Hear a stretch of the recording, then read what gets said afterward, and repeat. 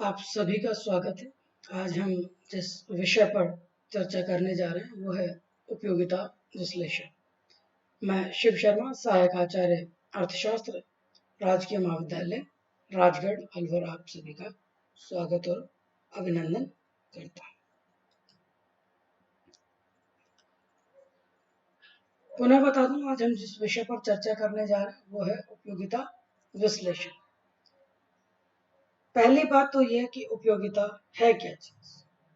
सामान्य शब्दों में किसी वस्तु या सेवा में संतुष्ट करने का जो गुण है वह गुण ही उपयोगिता कहलाता है। या हम कहें कि उपयोगिता संतुष्टि का वह माप है जो एक व्यक्ति को वस्तुओं और सेवाओं के उपभोग से प्राप्त होता है।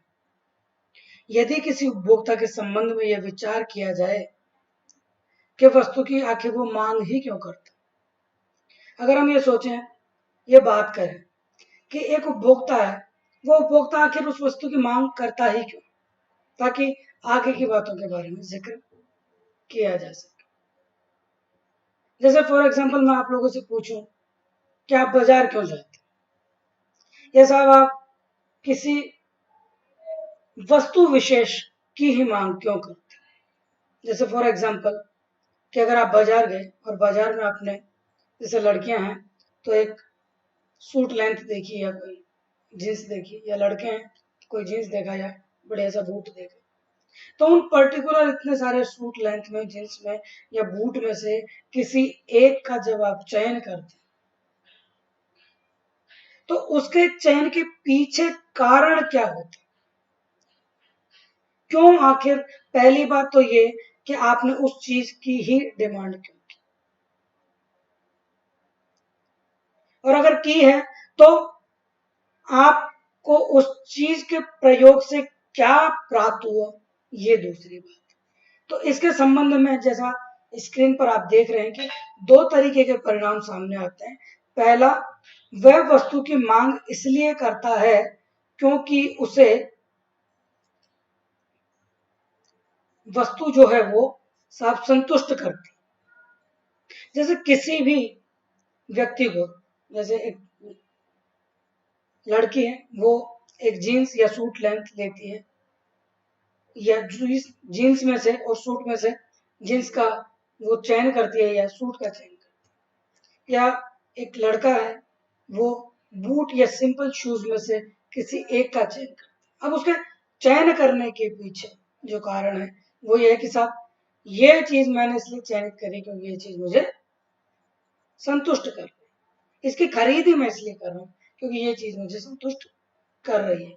और दूसरा, वह उस वस्तु का प्रयोग करके उससे लाभ प्राप्त करना चाहता है। यानी किसी भी वस्तु या सेवा में पाए जाने वाला वह गुण जो संतुष्ट करता है, या संतुष्टि का वह गुण जो किसी वस्तु या सेवा में पाया जाता है, वो उपयोगिता कहलाती है।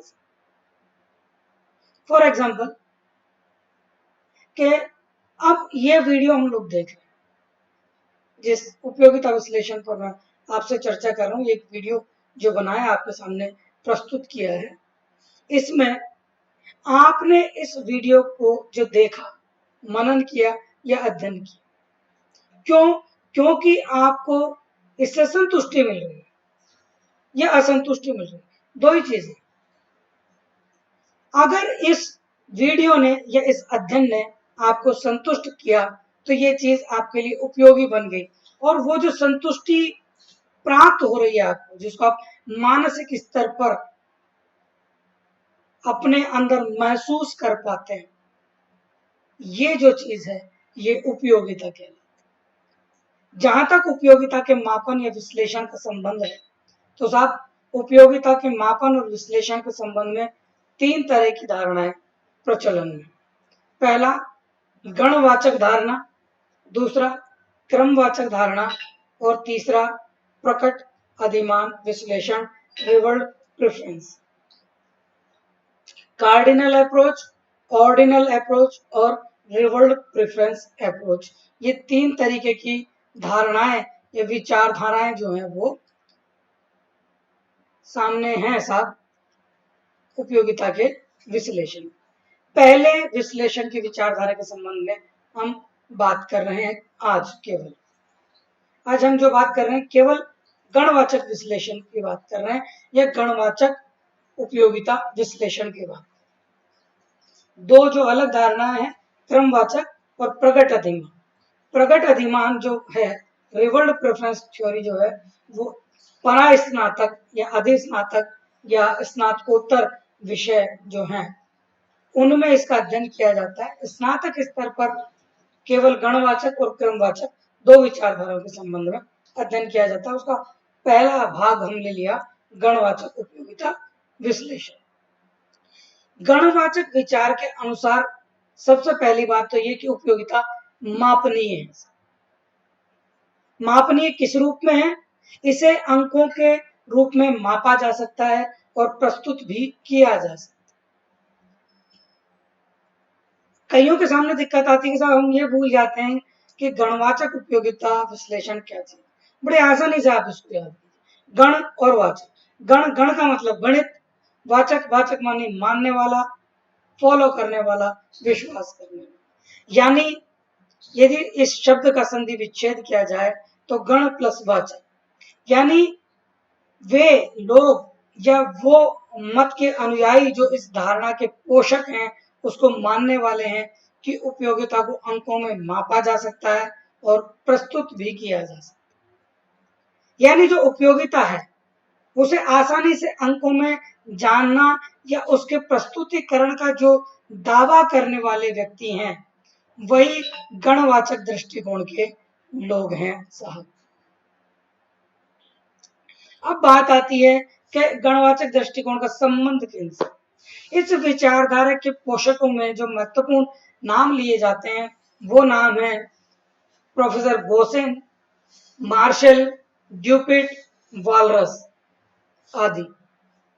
सबसे पहले गणवाचक विचारधारा को अमली जामा पहनाने या सामने लाने का जो श्रेय है वो प्रोफेसर ड्यूपिट को, जो कि फ्रांसीसी अर्थशास्त्री थे, प्रोफेसर ड्यूपिट, जिन्होंने आपने सुना भी होगा उपभोक्ता की बचत। उपभोक्ता की बचत की जो धारणा दी वो प्रोफेसर ड्यूपिट ने दी और इन्होंने सबसे पहले गणवाचक विचारधारा का प्रतिपादन किया। अब गणवाचक विचारधारा जो कि उपयोगिता को अंकों में मापनीय मानती है और अंकों में उसके प्रस्तुतिकरण को मानती है, उसके प्रस्तुतिकरण की जो इकाई है वो इकाई क्या है, इसको सबसे पहले प्रोफेसर फिशर ने इजाद किया या कहें कि बतलाया। उन्होंने सबसे पहले इसके मापन की जो इकाई है उसको यूटिल नाम दिया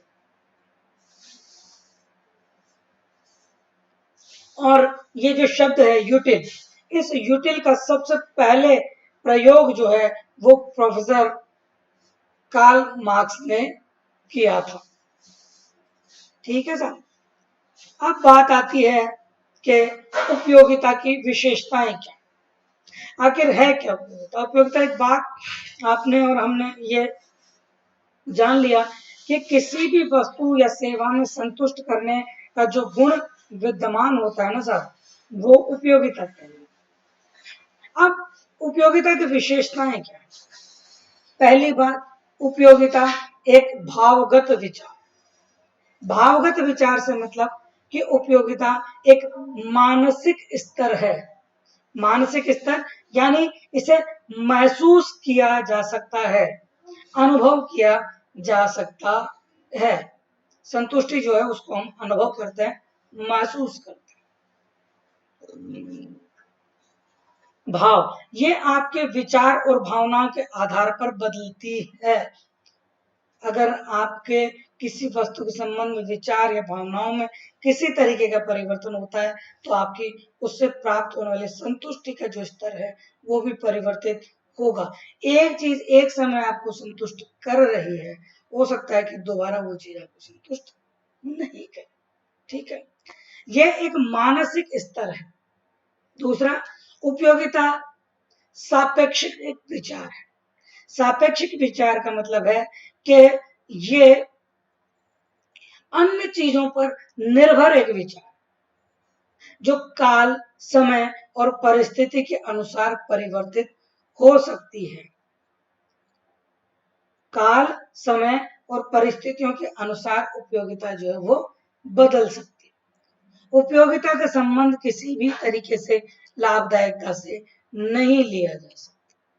हो सकता है कोई चीज हो जो एक व्यक्ति विशेष के लिए लाभदायक हो, इस समाज विशेष के लिए लाभदायक हो, या ऐसा माना जाता हो, ऐसी मान्यता हो कि ये चीज लाभदायक है, ये चीज लाभदायक नहीं, और प्रमाणित भी, मान्यता भी है और प्रमाणित भी, किंतु उसको उपयोगिता से जोड़ा नहीं जा सकता।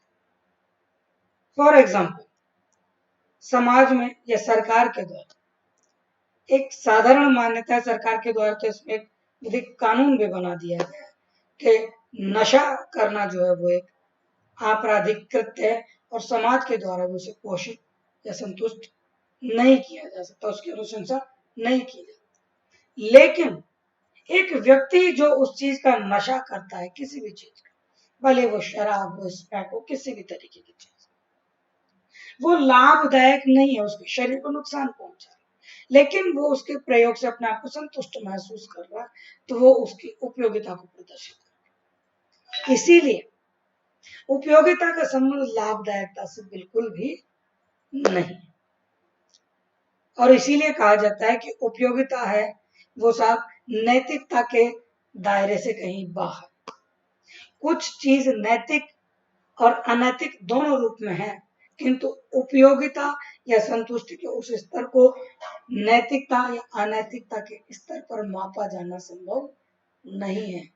इसका नैतिकता और अनैतिकता से कोई संबंध नहीं है, ये केवल आपके संतुष्टि के स्तरों का परिचायक है, या संतुष्टि के स्तरों को बताता है साहब। अब बात यह है कि उपयोगिता को मापने, विश्लेषित करने या प्रस्तुत करने के दौरान कुछ आधार लिए जाते हैं जिन्हें हम मान्यताएं कहते हैं। आखिर वो मान्यताएं क्या क्या है उन्हें हम देख लेते हैं। सबसे पहली मान्यता उपभोक्ता की विवेकशील। सबसे प्राइमरी और महत्वपूर्ण मान्यता यह है कि जो उपभोक्ता जिस वस्तु का प्रयोग कर रहा है वो उपभोक्ता विवेकशील है, यानी मानसिक स्तर से बिल्कुल तंदुरुस्त और चुस्त दुरुस्त है, उसे बाजार और वस्तुओं के संबंध में पूर्ण जानकारी। दूसरी बात, उपयोगिता का मापन अंकों में या गणितीय रूप में किया जा सकता है। यह मान्यता गणवाचक विचारधारा के उपयोगिता स्वतंत्र है। उपयोगिता स्वतंत्र है यानी ये किसी चीज पर निर्भर नहीं करती, और इसी के आगे आप स्क्रीन पर देख रहे हैं मुद्रा की सीमांत उपयोगिता स्थिर, यानी मुद्रा की अतिरिक्त इकाई के प्रयोग से जो संतुष्टि के स्तर में जो बदलाव होता है उसको स्थिर मान लिया। इकाई विभाजन संभव, यानी जो वस्तु का प्रयोग हम कर रहे हैं उसे टुकड़ों में या छोटे छोटे भागों में विभाजित किया जाना संभव है। सीमांत उपयोगिता घटती हुई होती, और महत्वपूर्ण मान्यता इस नियम के लागू होने की वो है उपभोग में निरंतरता की मान्यता। उपभोग निरंतर गति से हो रहा होता है।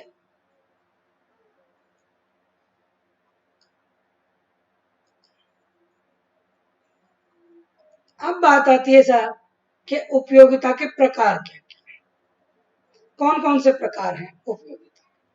तो उपयोगिता को 3 वर्गों में विभाजित किया जाता है। पहला कुल उपयोगिता, दूसरा सीमांत उपयोगिता, और तीसरा है आपका साथ औसत उपयोगिता।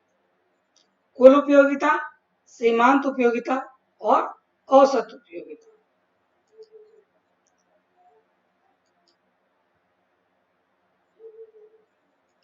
पहली बात, कुल उपयोगिता किसी वस्तु की विभिन्न मात्राओं या इकाइयों से प्राप्त होने वाली उपयोगिताओं के योग को ही कुल उपयोगिता कहा जाता है।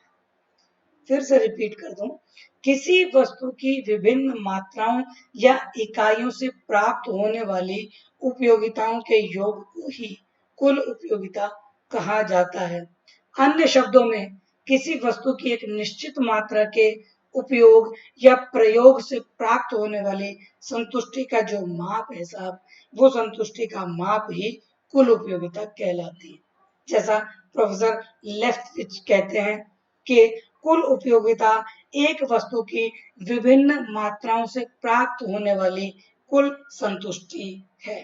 यानी एक वस्तु की 1 इकाई, 2 इकाई, 3 इकाई, 4 जितनी भी इकाइयां आप प्रयोग कर रहे हो, उन विभिन्न इकाइयों से जो प्राप्त होने वाली संतुष्टियां हैं, उन संतुष्टियों का जो योग है या जो कुल है साहब, वही कुल उपयोगिता कहलाती है। TU is a function of QX, यानी कुल उपयोगिता जो है वो वस्तु की मात्रा का फलन होता है। कुल उपयोगिता जो है वो वस्तु की मात्रा का फलन होता है। दूसरी, सीमांत उपयोगिता। सीमांत उपयोगिता की धारणा को सबसे पहले प्रोफेसर जेवेंस ने दिया। सीमांत जो शब्द है, भले ही वो कहीं भी लगा हो, पहले इस चीज को मैं क्लियर कर दूं कि सीमांत जो शब्द है वो परिवर्तन या बदलाव को बतलाता है। परिवर्तन या बदलाव को बतलाता है, ये कहीं भी लग जाए। अगर ये उपयोगिता के साथ लगता है तो सीमांत उपयोगिता, आय के साथ लगता है तो सीमांत आय, लागत के साथ लगता है तो सीमांत लागत। यानी ये एक अतिरिक्त को प्रदर्शित करता है, एक अन्य को प्रदर्शित करता। जैसा उपयोगिता के संबंध में केवल अभी हम चर्चा कर रहे हैं, तो उपयोगिता की बहरहाल हम उपयोगिता पर ही वार्तालाप करते हैं, बात करते हैं। तो सीमांत उपयोगिता की जो धारणा है जिसे प्रोफेसर जेवेंस ने दिया, उसका अर्थ एक अतिरिक्त उपयोगिता होता है, यानी एक अलग उपयोगिता। अलग उपयोगिता से क्या मतलब है साहब? यदि किसी वस्तु या सेवा की एक अतिरिक्त इकाई का प्रयोग किया जाता है और उसके प्रयोग करने से कुल उपयोगिता में जो परिवर्तन या बदलाव आता है, वही सीमांत उपयोगिता कहलाती है। जैसे फॉर एग्जाम्पल, यदि 10 इकाइयों से प्राप्त होने वाली संतुष्टि का स्तर 54 है, अगर एक व्यक्ति के द्वारा 11वीं इकाई का प्रयोग किया जाता है और उस 11वीं इकाई के प्रयोग से कुल उपयोगिता का जो स्तर है वो 54 से बढ़कर 56 हो जाता है, तो उस एक अतिरिक्त इकाई यानी उस 11वीं इकाई से प्राप्त होने वाली जो अतिरिक्त उपयोगिता का स्तर है, यानी 54 से जो 56 हुआ, ये दो जो अतिरिक्त यूटिल्स में जो परिवर्तन हुआ या उपयोगिताओं में जो परिवर्तन हुआ, ये ही जो परिवर्तन है या जो बदलाव है, वो बदलाव या परिवर्तन जो है वो सीमांत उपयोगिता कहलाती है।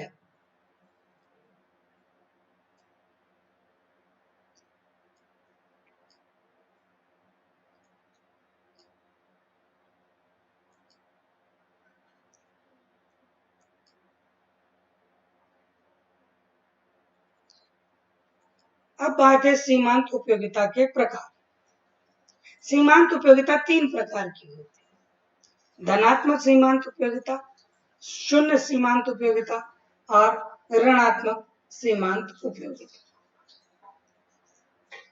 सीमांत उपयोगिता या परिवर्तन जो है वो पहले बढ़ती हुई रफ्तार से होता है, वो सॉरी परिवर्तन या बदलाव जो कुल है वो बढ़ती हुई दर से होता है, फिर घटती हुई दर से होता है और अधिकतम स्तर पर कुल उपयोगिता का स्तर चला जाता है। अब उस कुल उपयोगिता के स्तर में होने वाला जो बदलाव है, यानी बढ़ती हुई दर से घटती हुई दर से उच्चतम आकर गिरना जो शुरू हो जाता है, इसके आधार पर सीमांत जो उपयोगिता है, जो परिवर्तन है या जो बदलाव है, वो 3 रूप में नजर आता है। पहला धनात्मक रूप में, दूसरा शून्य रूप में। धनात्मक रूप में तब तक सीमांत उपयोगिता धनात्मक रहती है जब तक कि कुल उपयोगिता का स्तर अपने चरम तक नहीं पहुंचा, और जब वो चरम पर पहुंच जाता है तो सीमांत उपयोगिता का जो स्तर है वो शून्य है।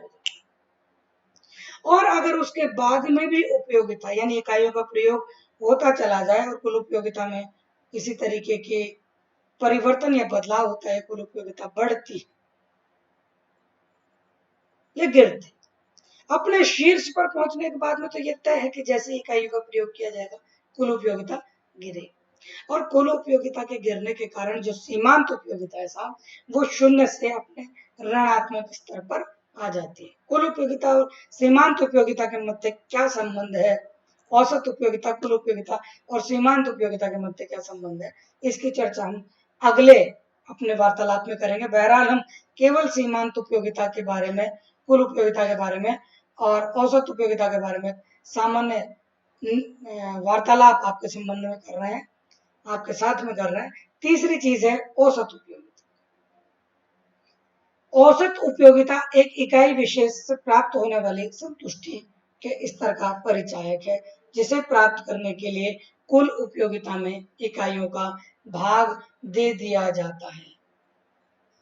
Average utility equal to total utility oblique Q, यानी यदि कुल उपयोगिता में इकाइयों का भाग दे दिया जाए तो प्राप्त होने वाला साहब जो परिणाम है वो परिणाम औसत उपयोगिता कहलाती है। आज हमने उपयोगिता विश्लेषण के संबंध में बात की। सारांश रूप में आपको पुनः बता दूं कि उपयोगिता किसी भी वस्तु या सेवा में संतुष्ट करने का जो गुण विद्यमान होता है वह गुण ही उपयोगिता कहलाता है। उपयोगिता के मापन के संबंध में तीन तरह की धारणाएं हैं: गणवाचक धारणा, क्रमवाचक धारणा और प्रगट अधिमान धारणा। आज हमने केवल जो चर्चा की है वो की है गणवाचक विचारधारा या गणवाचक उपयोगिता विश्लेषण, यानी उस विचारधारा के लोग जो उपयोगिता को गणितीय रूप में या अंकीय रूप में मापन योग्य भी मानते हैं और उसके प्रस्तुतिकरण को भी सिद्ध करते हैं कि यानी उसे अंकों में जाना भी जा सकता है और अंकों में प्रकट भी किया जा सकता है, वो गणवाचक विचारधारा कहलाती है। हमने उपयोगिता के तीन रूप, कुल उपयोगिता, सीमांत उपयोगिता और औसत उपयोगिता के संबंध में भी चर्चा की। हमने ये जानने का प्रयास भी किया कि उपयोगिता की क्या विशेषताएं, उपयोगिता जो विचार है वो विचार किन मान्यताओं पर आधारित है, किन मान्यताओं पर इस विचार को निर्मित किया गया है, उन मान्यताओं के बारे में भी हमने जिक्र किया, उन मान्यताओं के बारे में हमने जानने का प्रयास किया। कुल उपयोगिता क्या है, सीमांत उपयोगिता क्या है, औसत उपयोगिता क्या है, इनको सामान्य रूप से हमने जाना। हमारे अगले वार्तालाप में या अगले अध्ययन में हम कुल, सीमांत और औसत के मध्य संबंध को तालिका और रेखा चित्र के माध्यम से जानने का प्रयास करेंगे। मुझे लगता है, मैं ऐसा मानता हूं कि उपयोगिता विश्लेषण के संबंध में आज का हमारा जो वार्तालाप है वो बहुत ही सरल और सहज ढंग से आपको उपयोगिता विश्लेषण को समझाने में सहायक सिद्ध हुआ होगा, मैं ऐसा मानता हूं। आप सभी लोगों ने ध्यानपूर्वक इस वीडियो को, इस लेक्चर को सुना। आप सभी का बहुत